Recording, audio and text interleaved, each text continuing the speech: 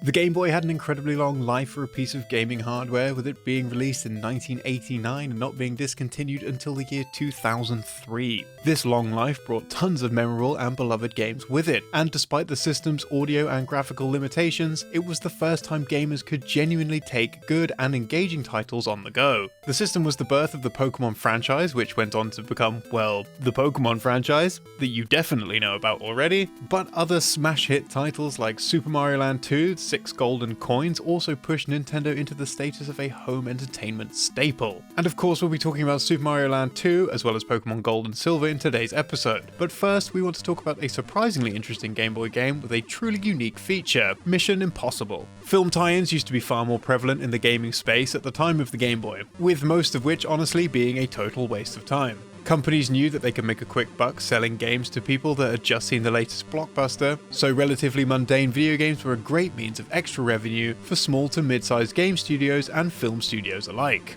With Mission Impossible, which was released for the Game Boy Color, a rather unique feature was included in the game which made use of a new addition to the Game Boy Color's hardware, the IR sensor. The game includes the Impossible Mission Force Agent Organizer, essentially a rudimentary PDA at a time when such devices would have cost an arm and a leg. Players could store notes, addresses or messages and then transmit that data from one player to another who also had a copy of the game. However, the infrared sensor was used for something a little more impressive than even wireless communication circa 2000, the ability to use your game's console as a remote control for your TV. The game was able to learn signals used by remote controls for things like radios or televisions, allowing you to change the channel without access to the remote control, essentially serving as a universal remote. This can be handy while at home, though booting up Mission Impossible on your Game Boy Color may be a bit long-winded to switch channels from Law and Order to Countdown. But it would also mean that you could change channels on a TV out in public, if you've configured your system correctly,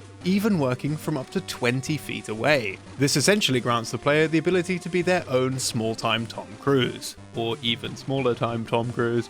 From a major blockbuster film series to a blockbuster game franchise, Final Fantasy Legend is well known for not always being a Final Fantasy game. It's pretty well known these days that the title's branding was changed in the West to focus entirely on Final Fantasy, when the game's Japanese name being Seiken Densetsu, with Final Fantasy Gaiden being its subtitle. But this isn't the only time the game was changed, and this is far from the biggest change that occurred. According to a Japanese Seiken Densetsu guidebook, one of the title's programmers claimed that the game actually began its life as an experimental tennis game. The quote, as translated by Clyde Mandolin, reads, "This game actually started out as an experimental tennis game. At some point, the court turned into scrollable screens, the racket turned into the playable character, the ball into a weapon, the opponent's racket turned into enemies, and the court became what was referred to as the map. And before I realized it, a story was added into it, and then the game was released as Seiken Densetsu. It was a curious experience." Before we move on to the next bit of Game Boy trivia, we'd like to talk about today's sponsor, Buy. If you've ever used American sites to buy things from Japan, you've probably noticed how much sellers jack up the price, and it can be a lot. This is where Buy comes in. Buy is a service that places orders or bids on your behalf on Japanese shopping and auction sites, then ships the items straight to you without any absurd price hikes. This includes sites like Rakuten, Amazon Japan, and Yahoo Japan Auction. So if you've been waiting to get hold of that Japanese game or piece of merch, but don't want to pay insane rates, this service will let you get your hands on that stuff at a more affordable price. Buy is easy to use and offers support in several languages, which of course includes English. They also ship worldwide, including North America, Europe, and Oceania. Buy have over half a dozen international shipping methods, multiple payment methods, and 4 different insurance plans to match your needs. Buy is also giving Did You Know Gaming viewers a 2,000 yen, which is about $18, first-time purchase coupon for signing up through the link below. So if you want to try out this great service and get 2,000 yen off your first order, check out Buy using the link below. Now, back to the trivia. It isn't going to be a Nintendo system without some kind of breakout hit Mario title making an appearance. And while the first Super Mario Land was by no means a bad experience, Nintendo made great leaps with their sequel, Super Mario Land 2: 6 Golden Coins. The first Mario Land was perhaps limited in its appearance, with Mario being just 10 pixels tall, but for 6 Golden Coins, we got a more detailed look at the plumber and the world he's in. But this more detailed look put a spotlight on how strange the game's art direction and design really was, with things like a Jason Voorhees-inspired enemy and a world made of knockoff Lego. But apparently, the game was originally far more unusual. During an interview with the game's director and designer, Hiroji Kiyotake, he stated, "With Super Mario Land 2, one of our ideas was not to be bound by the conventions of the previous games. However, when we showed our first draft to everyone, they were like, I don't know, is this Mario? We realized that we were on the wrong path. So we toned down that idea and made something a little closer to the existing Mario world." But it seems that the developers may have overcorrected, and later in development tried once again distancing Mario Land 2 from other Mario games. The title originally used the same sound effect for Mario turning into Super Mario as Super Mario World.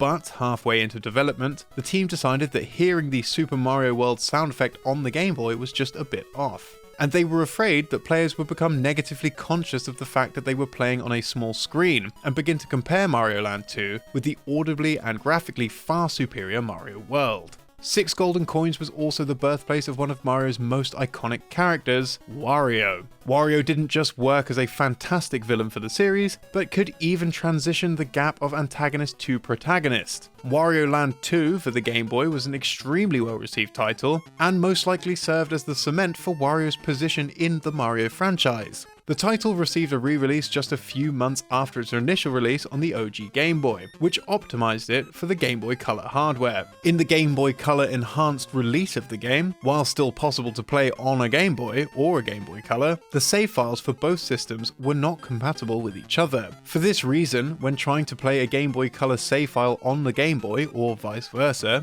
the game will go through a set of menus to delete old save data to accommodate that of the other system. So forget about lending it to a friend and expecting your save data back. Another change between both versions appears in the levels Turn Off the Giant Faucet and Escape from the Teacup. These levels contain a unique fish enemy that grabs Wario and pins him to a wall until he escapes. For unknown reasons, the Game Boy Color release replaces this unique fish enemy with a standard sawfish. Despite this omission, full color graphics for the unique fish are still present in the game's code, so at some point it was clearly planned to remain in the game.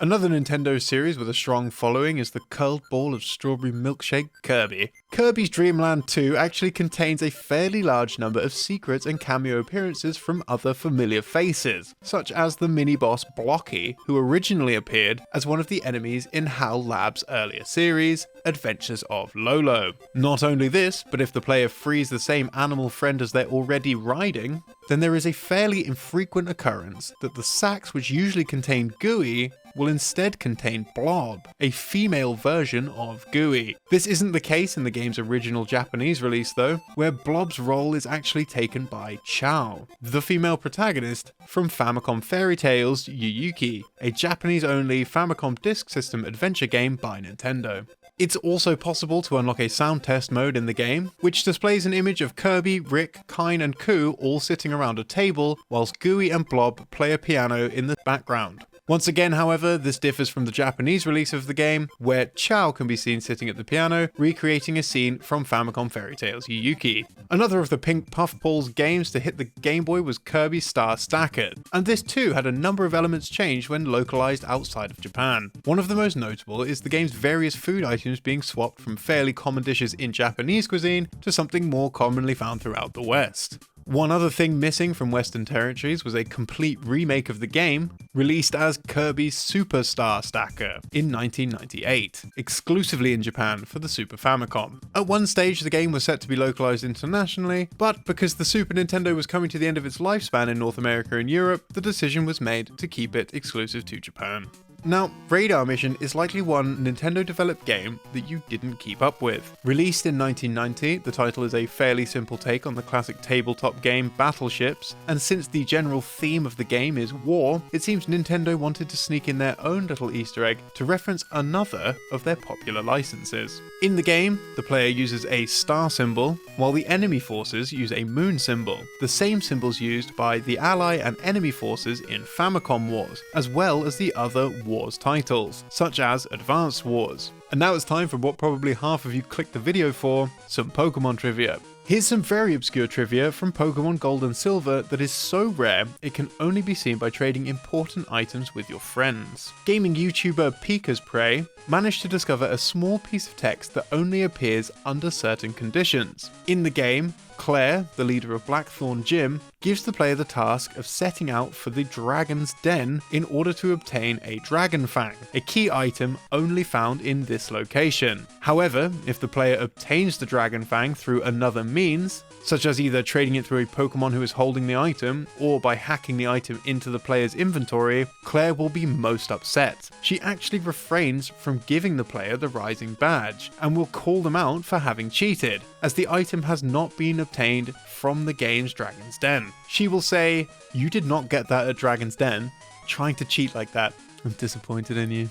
Did you also know that Professor Egad's name was changed to different puns in different languages? Or that Pokemon Heart Gold and Soul Silver had updates made to prevent the player from getting stuck? To find out more, check out our videos on Nintendo GameCube and Nintendo DS trivia. I think the best Game Boy game I ever played was As Your Dreams. What was your favourite Game Boy game? I'll give you Game Boy Color. You can go, not Game Boy Advance though. Right, hold your horses. This is a question for an exclusive crew. What was your favourite Game Boy game that you physically